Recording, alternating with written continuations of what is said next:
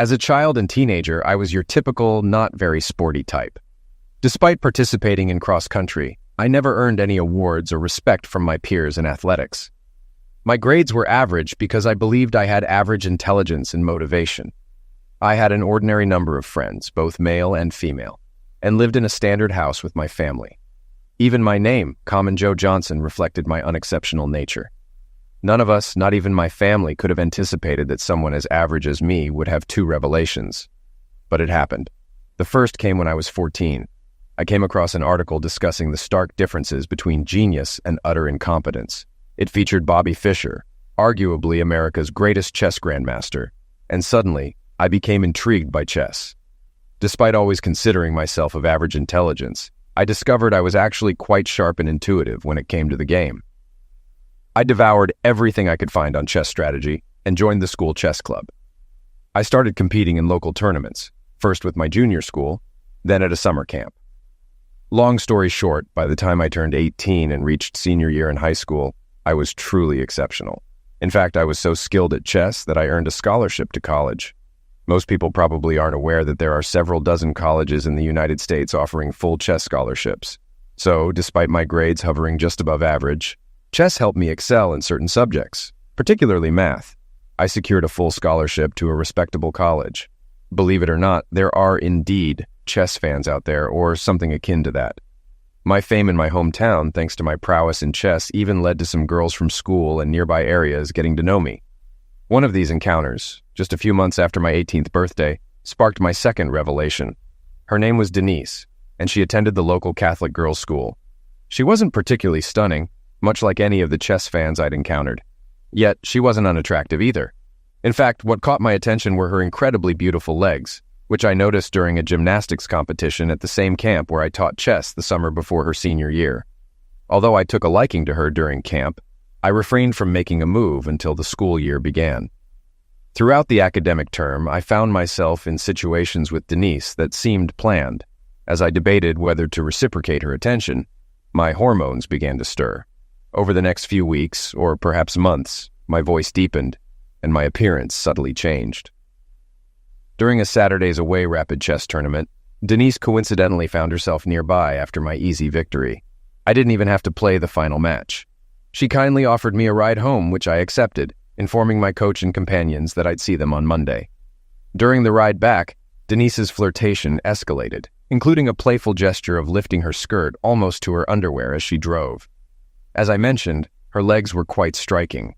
Later that evening, I agreed to pick her up for a movie date, and we shared a sweet kiss before parting ways. I hoped it might be a lucky night, but it exceeded my expectations. When I arrived at Denise's house, she was dressed more provocatively than I anticipated for a movie. That's when I learned her parents wouldn't be home for at least 4 hours. Without delay, she kissed me, and the chemistry was immediate. Although I was a maid, it was clear Denise was not. Before long, we found ourselves undressed once again. To cut a long story short, that evening marked my first lovemaking experience. Despite her efforts to reignite the passion for a second round, I fell short. Nonetheless, we enjoyed some carnal pillow talk, and I discovered a newfound pleasure in caressing and kissing her.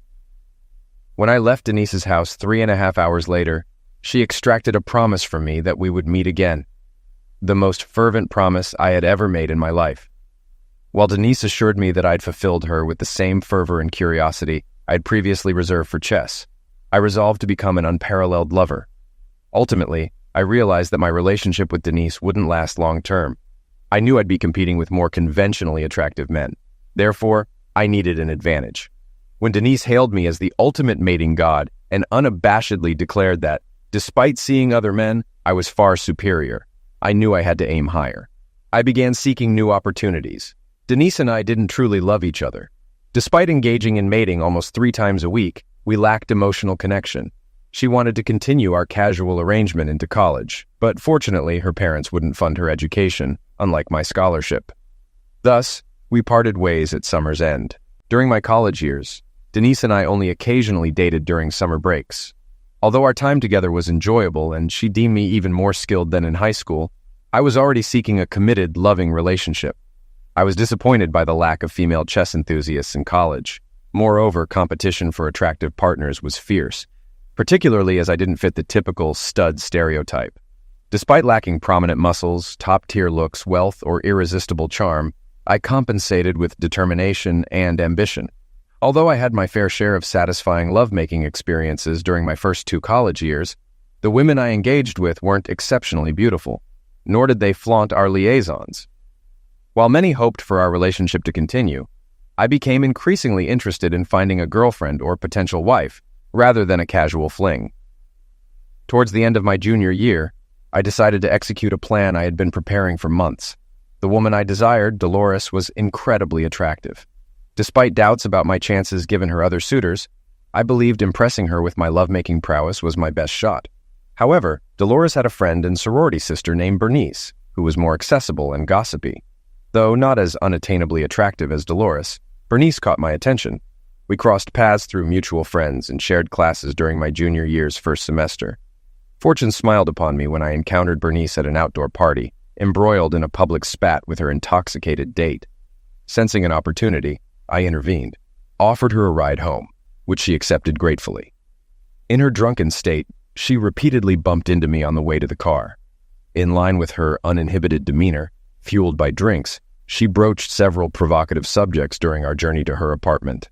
One topic stood out, catching me off guard. It went something like this. "Remember that girl who mentioned your remarkable hidden talents? Was she exaggerating, or are you truly exceptional?"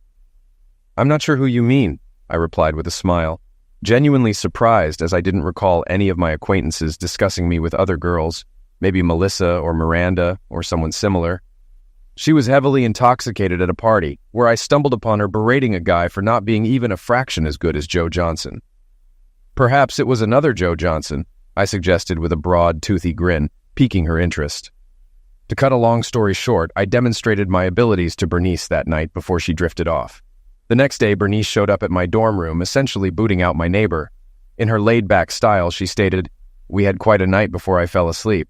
Or was it a dream? Seems like there's something there." I smiled. "I'm curious if it's real. Can you come over tomorrow night and repeat it while I'm sober?" "I'm not sure, Bernice. I like you, but I'm not looking for a serious relationship, and I don't want any misconceptions. Plus, if I decide to date one of your sorority sisters, I don't want you getting attached or her rejecting me because of our encounter." "Listen, dummy," she scoffed. "I'm not interested in a relationship either, and I won't stand in your way if you pursue one of my sisters. I just want to see if sober mating with you matches up to my foggy memory." "What time should I come over tomorrow?" I asked with a wide grin. "At 8 o'clock, but I have a test the next day, so you'll have to leave by 10 if you last that long." She chuckled devilishly. The following day, I rushed to complete my schoolwork, grabbed an early dinner, and did some language exercises. This was my chance to catch Dolores's attention, and I didn't want to miss it. I arrived at Bernice's at 8 o'clock in the evening. When she greeted me, I took charge, passionately kissing her, ensuring she noticed my muscular tongue over 8.5 centimeters long with a pointed tip, and swept her into the bedroom. I approached with intensity, not bothering to undress her or myself. I exerted myself as I had never before. Afterward, I held her close, then dressed, left her a note, and departed. Despite it not aligning perfectly with my plan, I thoroughly enjoyed the experience. She was as supportive and appreciative a partner as I've ever had. The next day, while chatting with friends in the student union, Bernice approached looking disheveled and agitated, walking on her tiptoes, an unusual sight. She dismissed the 3 friends I was with and settled next to me. "Thanks to you, I failed my world history test today," she began, her tone far from cheerful. "Did she say something similar last night?" I inquired. "I mentioned I needed to study for my test, but you still persisted." "No, damn it, I couldn't stop," she replied. "By the way, mating with you is quite something." Bernice smiled, then chuckled. "When can we do it again? Friday or Saturday night, just not when I have classes the next morning." "Why not both Friday and Saturday?" I suggested. Bernice pondered for a moment. "Friday for sure, and I'll try to rearrange my plans for Saturday." I crashed at her place one Friday night and discovered that given the right conditions, it takes me about 5 hours to recharge.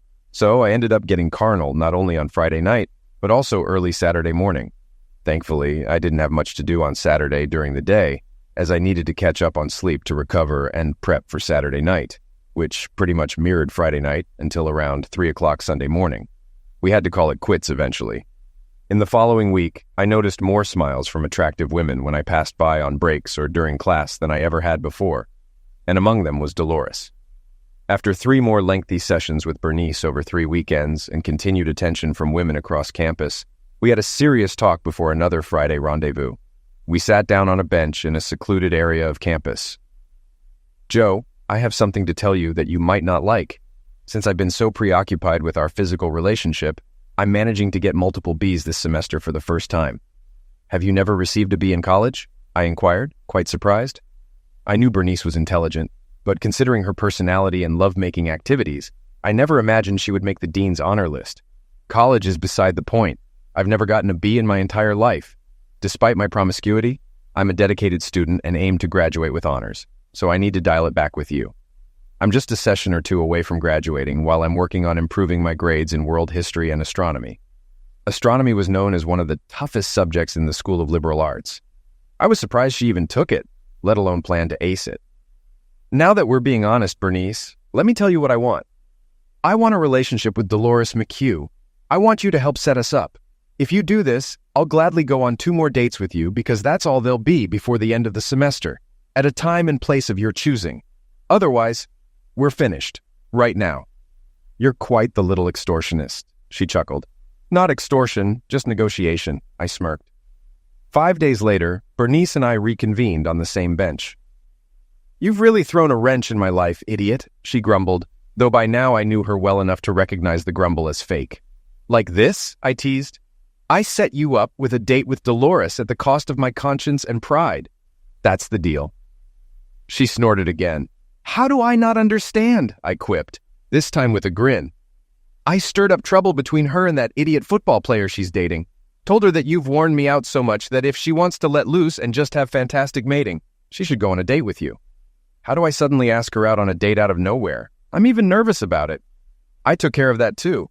Told her I had plans with you at an off-campus dance party on Saturday night, and that we agreed you'd pick me up at the sorority house.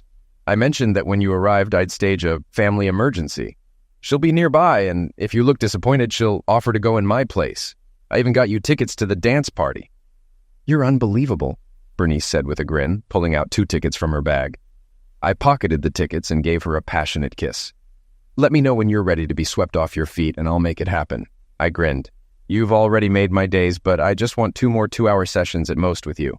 I'll give you the dates, and you'll show up even if you have plans with Dolores. Agreed?" "Agreed," she laughed. The initial phase of the date with Dolores proceeded smoothly.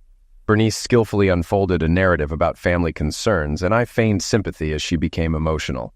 Meanwhile, Dolores walked by, looking impeccably groomed despite her relaxed outfit. Bernice intervened to help her, and I inquired if Dolores intended to leave, expressing concern about wasting pricey tickets. Dolores agreed to stay, but mentioned the need to change. In a mere 4 minutes, she reappeared, dressed flawlessly for the dance party. During our journey to the dance, Dolores and I engaged in pleasant conversation. She was not only delightful to talk to, but also stunningly attractive and captivating like no other woman I'd seen. The dance itself was enjoyable. Both of us were skilled dancers, and we encountered acquaintances. Despite not drinking much, Dolores appeared somewhat tipsy. Upon leaving, I suspected her tipsiness was an act, a suspicion confirmed on our return to campus. Dolores undid her seatbelt and leaned towards me. "Joe, you wouldn't exploit a vulnerable, intoxicated girl, would you?" she slurred. "No, Dolores. Plus, even if I were inclined, logistics wouldn't allow it with our dorms," I reassured her. "Thankfully, you're not boring," she slurred even more. "Because Bernice left town on family business and gave me her apartment key. Can we swing by briefly so I can feed her cat?" I knew Bernice didn't own a cat.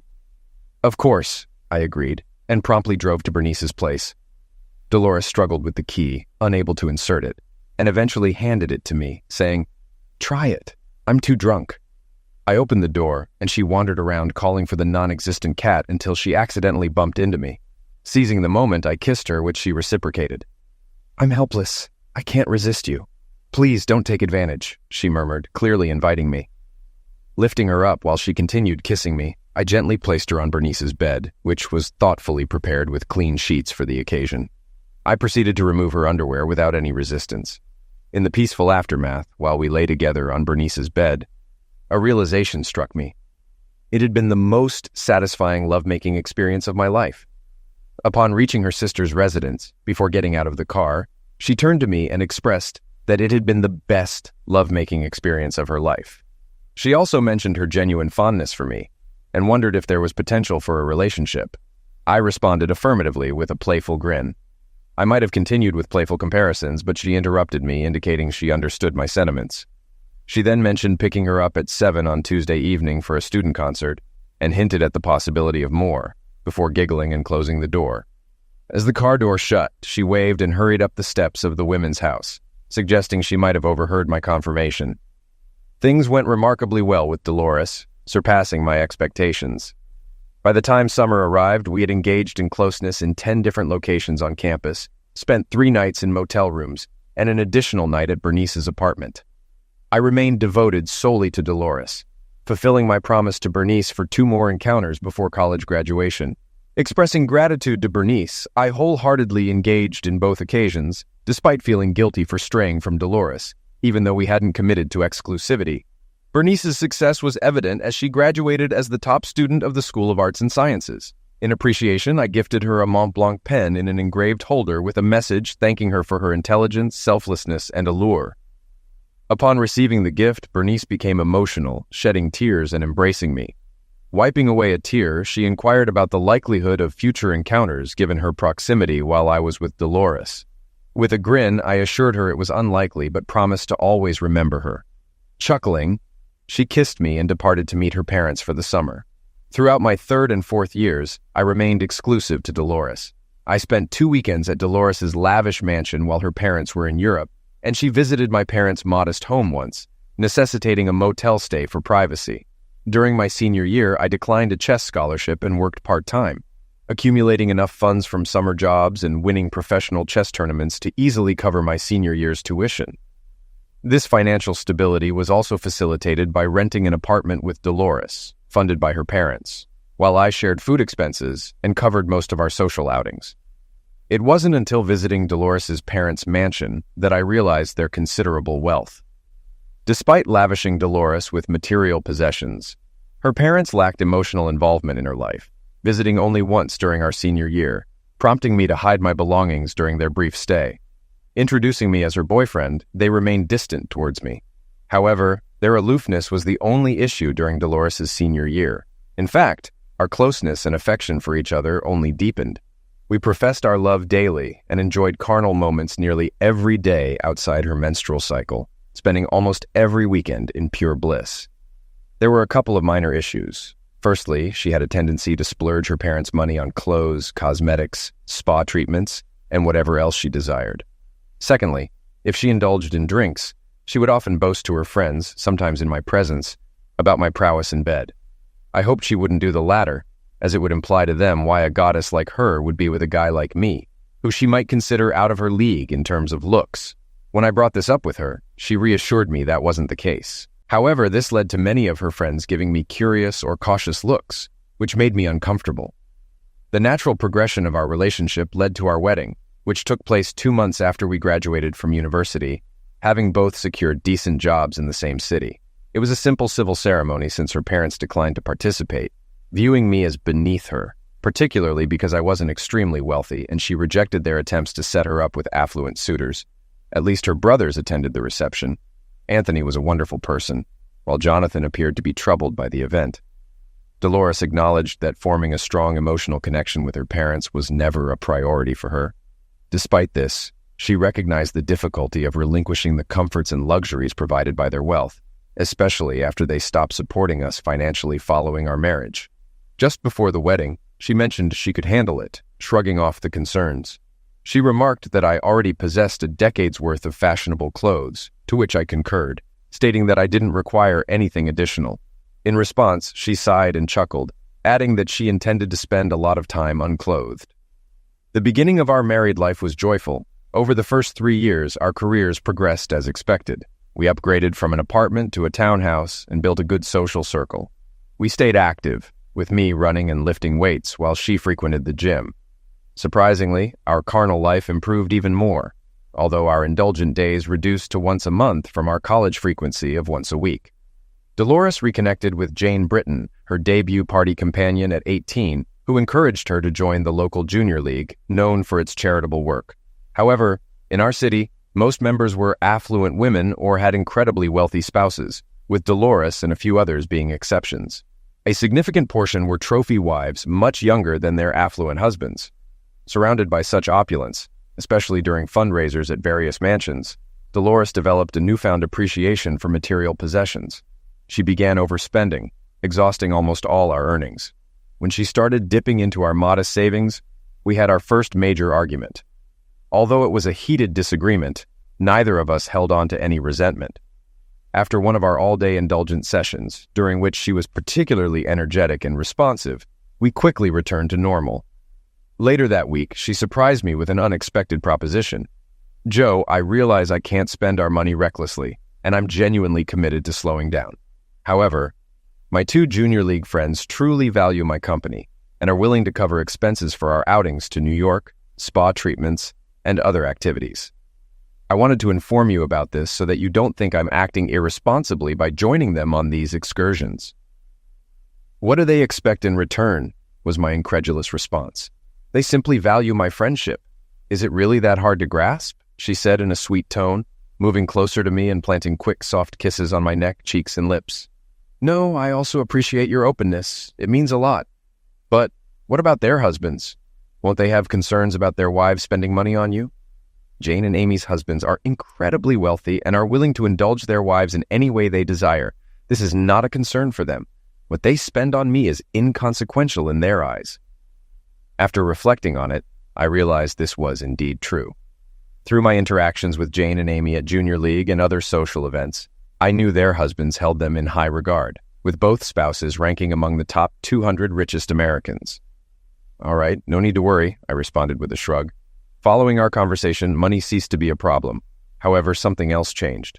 We began to socialize more with Jane and Amy, sometimes with their husbands and sometimes without.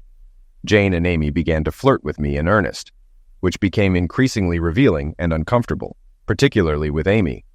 In some ways, Amy embodied the quintessential trophy wife. At 29, she surpassed any fashion model in beauty, exuding both regal elegance and approachable warmth. Married to Wilton Braxton, a septuagenarian ranked 35th among America's wealthiest individuals, Amy was the epitome of glamour. She was the only woman I'd ever seen who outshone Dolores in appearance, and she maintained her looks with unwavering dedication, including rigorous workouts with a personal trainer 5 days a week. Moreover, Amy was the most charitable person I'd encountered, tirelessly fundraising for causes like supporting battered women, alleviating child poverty, and aiding children with serious illnesses. When not engaged in exercise, socializing, shopping, or attending resort retreats, Amy dedicated herself tirelessly and energetically to charitable endeavors. If a fundraiser fell short on funds, Wilton Braxton readily made up the difference, seemingly finding joy in Amy's happiness. After a particularly flirtatious encounter with Amy at a mansion during a social event, during which she feigned intoxication, I knew it was time to discuss the situation with Dolores. The following day, after a pleasant brunch and an enjoyable morning of closeness, I sat Dolores down on our patio. "Darling, there's a sensitive matter I need to discuss with you." "What is it, dear?" she asked, smiling. "I'll be straightforward. Amy Braxton and Jane Britton seem to be making advances toward me whenever they get the chance. You've heard some of their comments yourself." "You must feel flattered," Dolores replied with a grin. "Well, maybe not entirely flattered," she continued, her grin turning mischievous. "Considering Amy's husband isn't satisfying her in the bedroom and Jane's husband isn't much better. I'm sure they're simply enjoying your company." "Do you discuss their bed lives with them?" I asked, puzzled. "Of course. Wealthy women always discuss their bed lives." "Do you discuss ours with them?" I hesitantly queried. "Yes. I've shared with them how you fulfill me in ways no other man can," she said, noticing my discomfort. "Do you divulge everything?" she teased. "Almost," she giggled, sensing my unease. "What about their reaction?" "They're eager for details. They envy me," Dolores grinned. "I wish you wouldn't do this," I stammered. "Why not? They keep it between us. Are you intoxicated when discussing our bed life?" "Sometimes. But often, especially during sober outings like spa trips or shopping, they live vicariously through me. And I'm happy to indulge them since they sponsor my activities," she answered, without embarrassment. Seeing my distress and noticing my clenched hands, she approached, sat on my lap, and kissed me. "I wish you wouldn't do that again," I said between kisses. "On one hand, I don't want to offend them. But on the other, I'm only human. You know, they're very attractive. Of course I understand, dear. In fact, Amy is probably the most stunning woman I've ever seen. And Jane isn't far behind, but I trust you can handle this. With that, she knelt down for the second time in as many weeks. I imagined it was Amy. And surprisingly, during mating, I imagined it was someone else for the first time since meeting Dolores. After that, Amy and Jane's flirtation only intensified. Some of Amy's comments, even in front of Dolores, were quite risque. Dolores simply smiled while I perspired. One Friday evening, the situation reached a critical point. Dolores and I were supposed to meet Amy and Wilton after work to attend the opening of a play downtown. But when I arrived, only Amy was there. She greeted me with an overly familiar hug. Shortly after, my phone rang. It was Dolores. "Honey, bad news. My brother Anthony's wife just called and said he was in an accident. It's not life-threatening, but she needs help with the children. I'm so upset I'll miss the performance. I can't refuse them." "Sorry to hear that, dear. How long will you be away?" I inquired, aware that Anthony and his family lived just one suburb away. "I hope it's only a few hours, but I'll really miss it." "Me too, Dolores. I'll call you to let you know when I'll be back this evening. Listen, my love, if Amy or Wilton are there, will you give them the phone?" "Okay. I love you," I responded, handing the phone to Amy. Amy and Dolores conversed for a while, with Amy expressing sentiments like, "We'll miss you. I understand, and we'll take care of him." Shortly after, Amy returned my cell phone and hers rang. After a brief conversation, during which she seemed disappointed, she passed the phone to me. "This is Wilton, Joe." "Hello, Wilton. How are you?" I cautiously greeted. "Listen, Joe, a very important business deal just came up, and I have to take my private jet to Paris within the hour. I won't be back until Sunday evening. I'm really sorry I'll miss the show, but Amy really wants to go, so please join her and then go to dinner at my expense." I'd been through this scenario once before when Bernice set me up with Dolores. My suspicions were raised, but there was nothing I could do. Before we entered the theater, Amy noticed a couple of disappointed students at the box office who apparently had no idea that the opening night tickets would sell out, or how much they would cost, even if they managed to stay. She paused, planting a kiss on my cheek before approaching the young man and woman. After chatting with them briefly, she handed them 2 tickets, and it seemed they were overwhelmed with gratitude. As the excited college kids followed us into the theater, I whispered to Amy, expressing how she had undoubtedly made their evening, if not their month or year. In response, she grinned and tightly squeezed my biceps, remarking that she could do the same for me. I blushed, acknowledging her words with a shy smile. The evening felt surreal, almost as if it belonged to another realm. Despite the excellent acting, Amy's continuous physical contact with me proved distracting. Even more so was the interaction with the 2 college students Amy invited over during intermission. After introductions, the girl inquired if I was Amy's husband, to which Amy replied on my behalf, stating that I was her lover, winking at me mischievously. The young man's reaction to this caused him to spit out his drink, which Amy had poured for him, through his nose. Thankfully, we all shared a laugh, and I swiftly changed the subject. Throughout dinner, Amy persistently ran her foot up and down my leg and occasionally rested her hand on my thigh. It was evident she had consumed quite a few drinks as her speech began to slur. I barely touched my food, attempting to keep the conversation light. After dinner, as I drove Amy home, she appeared to pass out. When we arrived, she was giggling and almost incoherent. I rang the doorbell of her mansion, but there was no answer. Eventually, I managed to wake Amy up. "Amy, no one is answering the door at your house." "The maid has the day off today," she slurred with glassy eyes.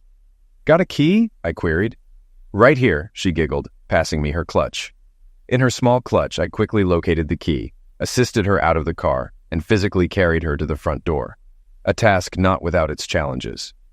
Ascending the 10 steps from the circular driveway to the ornate entryway, I propped her against the front wall, unlocked the door, and ushered her inside. Leading the way, I supported her as she stumbled behind me. Suddenly, she straightened up, closed the door, and leaned against it.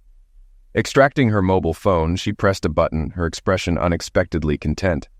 "What's up?" I inquired. "Your wife's about to call," Amy said with a mischievous grin. At that instant, my phone rang, and I turned away from Amy to answer the call. "Hi, honey," Dolores greeted. "Anthony's wife asked me to stay until Sunday evening because they really needed me. I hope you don't mind. I wish I could chat longer, but there's so much commotion here. Love you, and can't wait for Sunday."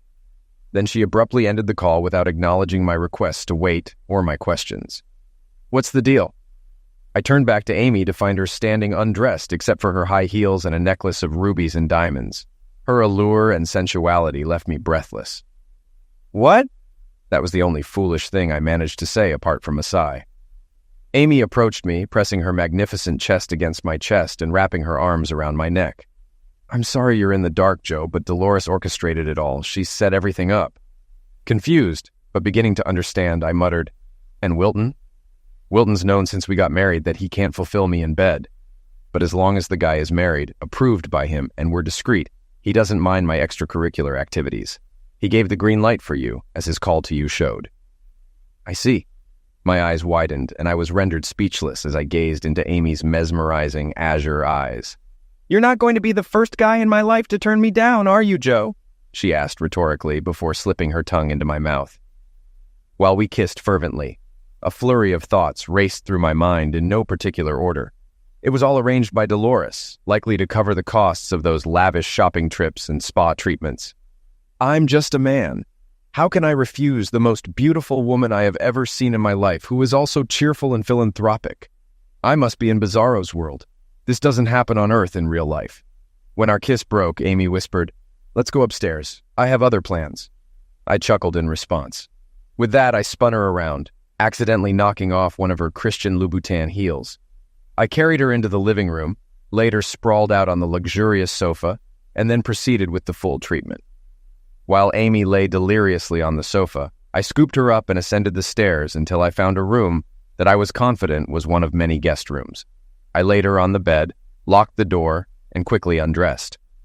After a quick dinner that Amy prepared herself, as there was no household staff in sight, we parted ways on Sunday evening around 6:30. My goal had been achieved. She could hardly walk straight. I had never felt better in my life, not even after the most satisfying encounters with Dolores. This troubled me deeply. "We'll keep in touch," were Amy's parting words. Chuckling, I exited her front door and drove home, my mind in turmoil the entire way. Contemplating the purpose behind recent events and concerns about potential repercussions on my relationship with Dolores, I parked on the street due to her car blocking the garage entrance. Quietly entering our townhouse through the side door, I inadvertently overheard Dolores engaged in a jovial conversation on the phone. Opting to remain silent, I listened in as she giggled happily. It became apparent that she was speaking with someone who had previously doubted her, but now acknowledged her success in orchestrating something. After a few minutes, I discreetly exited through the side door and then re-entered noisily through the front. Reuniting with Dolores proved unexpectedly smooth and pleasant. She embraced me warmly, showering my neck, cheeks, and lips with rapid kisses, her face illuminated by a constant smile. During our interaction, I learned that Anthony's situation wasn't serious, that she was pleased I enjoyed the play, and that she hoped Amy had a good time. She didn't inquire about my whereabouts, and I refrained from offering explanations. On Tuesday, Amy called me at work to express her appreciation. She sounded cheerful and suggested meeting next week to discuss arranging another encounter. In response, I grinned. We shared a laugh before hanging up. Despite my euphoric rendezvous with Amy, clearly endorsed by Dolores and Wilton, I remained apprehensive about what the future held. Over the next 2 weeks, I attempted to broach the topic with Dolores. Her response was always to please me or steer the conversation toward other forms of closeness. Our bed life remained intense as ever, but my inner turmoil persisted, even after 2 more encounters with Amy over the following month, though not as extensive as that hedonistic weekend. However, in public, Amy ceased her overt flirtation, always maintaining a pleasant demeanor. Jane began to pester me, even in Dolores's presence, and I could foresee where it was heading. I remained caught in a state of internal conflict, despite Dolores's efforts to avoid any discussion or confrontation on the matter. I harbored doubts about whether Dolores truly loved me, despite her unprecedented affection, kindness, and attentiveness. I questioned whether everything was as genuine as it appeared, along with various other uncertainties, which began to impact my work. Then, by chance, I found myself in the yard, unaware of Dolores's presence. While in the basement attending to some tasks, the landline rang, displaying Amy's name on the caller ID. Curiosity overcame any qualms about intruding on Dolores and Amy's privacy. I waited until I heard Dolores answer upstairs before picking up the phone in the basement. simultaneously muting the microphone. While I can't recall the exact conversation, what resonated clearly was Dolores's genuine love for me and her pride in having something that other members of the social circle lacked, a husband who consistently satisfied her physically. She took pride in this aspect, seemingly unbothered by the idea of sharing me with her closest friends, knowing they lacked the same satisfaction due to their spouses. Dolores didn't express concerns about me leaving her for another woman, confident in our mutual love. Following that phone call, my torment essentially ceased, and I bore my burden steadfastly. 3 years have elapsed since that conversation, marking the end of my inner turmoil. While I complied with Dolores's wishes, I remained firm in my stance against her having a love-making relationship with another man. Although I never explicitly discussed this with Dolores, I made it clear to Amy and Jane that I wouldn't condone Dolores taking a lover. I'm certain they conveyed this to Dolores. As their conversations revealed, they shared everything. I began to see it as a duty, akin to servitude, as did Jane. Though not as physically attractive as Dolores or Amy, Jane possessed a strong libido, focusing primarily on love-making gratification with less emphasis on closeness or playfulness. Our bi-weekly encounters with Jane were relatively brief and straightforward. Conversely, the nearly weekly sessions with Amy proved more complex, despite my efforts to suppress them. I developed genuine feelings for Amy, although I couldn't discern whether her affection for me matched mine for her. Nonetheless, her vibrant and playful demeanor lifted my spirits like no other. With Wilton's declining health, I pondered the implications of his potential passing. I lacked answers, and the situation grew more intricate as Dolores was now 8 months pregnant.